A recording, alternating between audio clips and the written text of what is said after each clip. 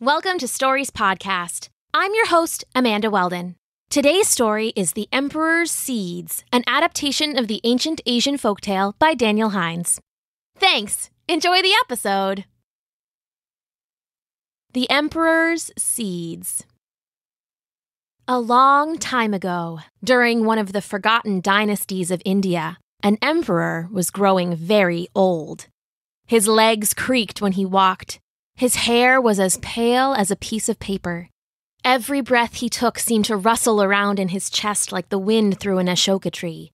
But, for all that, his mind was still sharp as a tiger's claws.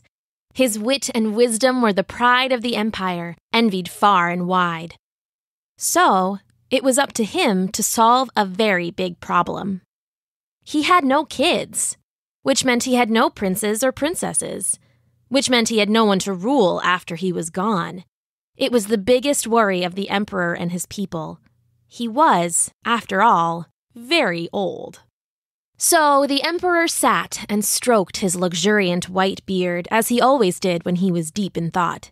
He needed a way to pick the next emperor, but how to do it? Should he pick the strongest? The smartest? The kindest? What was the most important quality for an emperor to have? What should he test? He thought and thought and thought so long his beard grew an inch. He thought so long a baby hawk was laid and hatched and flew from the nest. He thought so long that monsoon season came and went, and babies learned to crawl and walk, and all his people were crazed with worry and fear, and then, at long last, he thought of the perfect test. He ordered his scholars and generals and yogis to go forth and find the most promising children in the land. They were brought to the palace, 20 in all, a mix of boys and girls, all wondering what they had been summoned for. "Your home has need of you," the emperor proclaimed when they had gathered in his throne room. "I am old and will not live forever. I need a new emperor to carry on in my place. One of you will be that new emperor." He motioned with one hand, and a line of servants filed into the hall. Each one held a golden box, so small you could hide it in your fist. They stopped in front of the children, moving in perfect harmony. "There is but one simple test," the emperor said, and the servants offered out the boxes to the children. "In your box you will each find a pinch of orchid seed. Return home, plant the seeds, and grow your flower. Be sure to tend them carefully. The orchid is delicate, slow, and fickle as the wind. It requires a gentle hand, a patient heart, and an attentive mind." The children took the boxes, clutching them tightly. "Now return home and sow your seeds. The first day of winter, return to the palace with your best flower. Thus shall I choose the next emperor." The children returned to their homes, each carrying their seeds and a small clay pot. They made quite a sight, and word of the test soon spread through the land. They would have a new emperor, a young emperor. It was all anyone could think about. Everyone in the land was happy, except for young Aziz. Aziz was one of the children chosen by the emperor for the test. He was the youngest chosen, and the poorest as well. Where the other children had walled gardens, Aziz had a patch of dirt he had stolen from the chickens. Still, he planted his pinch of seeds carefully, picking a spot with just the right amount of sun. For the rest of that long season, Aziz tended his seeds carefully. He watered them every day and sheltered them from the bruising rains. He carried stones and built a wall to keep the chickens away. On the advice of an old yogi in his village, he even sang to his seeds so they might enjoy his voice. "Grow, grow, my little seeds. I'll get you water, tend your needs. I'll keep the chickens all away and show you sunshine every day. Grow, grow."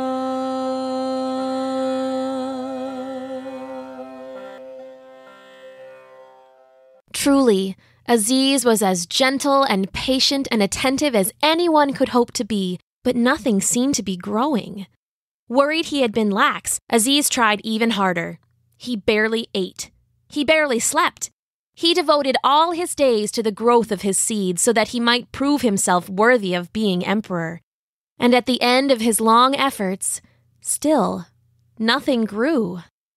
When the first day of winter came, Aziz looked at his empty clay pot with misery. He would never be chosen. He would never be anything. He thought about staying home, just forgetting the whole thing, but he knew they would only send someone to fetch him. So, heaving a heavy sigh, he picked up his empty pot and started the long walk to the palace. The road was well kept and guarded, so he had no trouble. At points, it was even beautiful. The sides of the road were lined with walls of trees or flowers. As he neared the palace, he came to a patch of orchids, all of vibrant purple, just beginning to bloom. It made him feel sick. He had tried his very best with his orchid seeds, and they hadn't so much as sprouted. And here, in the wild, unattended and uncared for, these orchids were breathtakingly beautiful. A dark thought occurred to Aziz. He could take the most beautiful of the wild orchids and move it to his empty pot. No one would know, and he would have a chance to be emperor. He looked to his left, then to his right. There was no one else on the road. He reached for a slender orchid, so beautiful it took his breath away. As his fingers brushed the stem, Aziz froze.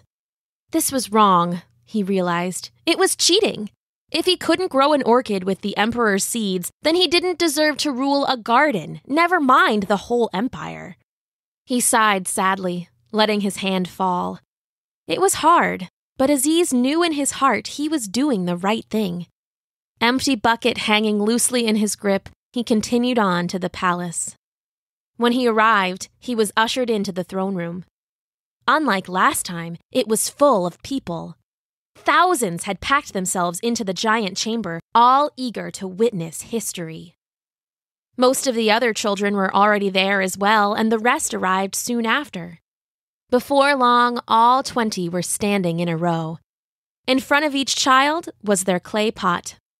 19 of the pots had orchids so beautiful they'd bring a tear to your eye. The 20th pot, Aziz's pot, was empty. He was bright red with embarrassment. The crowd cheered as the emperor entered and tottered over to his throne. Waving for quiet, he looked down at the children. His eyes moved from pot to pot. "Excellent work, all of you," he said, but Aziz saw the emperor's eyes pause on his empty pot.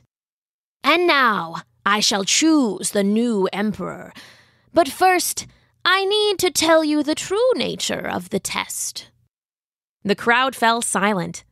The children looked at one another, confused.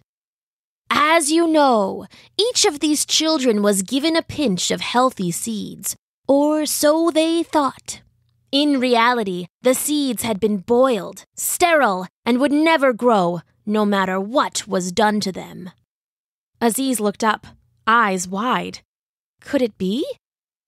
"What an emperor needs, above all else, is integrity." And now it was the other children's turn to look embarrassed. All 19 of them looked at the ground, guilty. "Integrity means telling the truth, even when it's hard. Integrity is doing what's right, even when no one is looking, especially when no one is looking. Integrity is moral strength, and before me, I see one child with strength enough to move mountains. Aziz, you are the only one who did not cheat the test. You are the only one who dared come before me with an empty pot. And you, Aziz, will be our next emperor."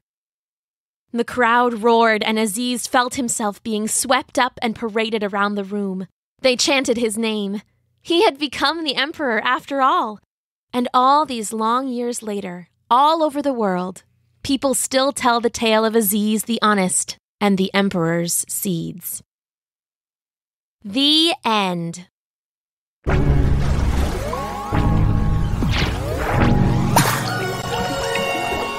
Thanks for listening.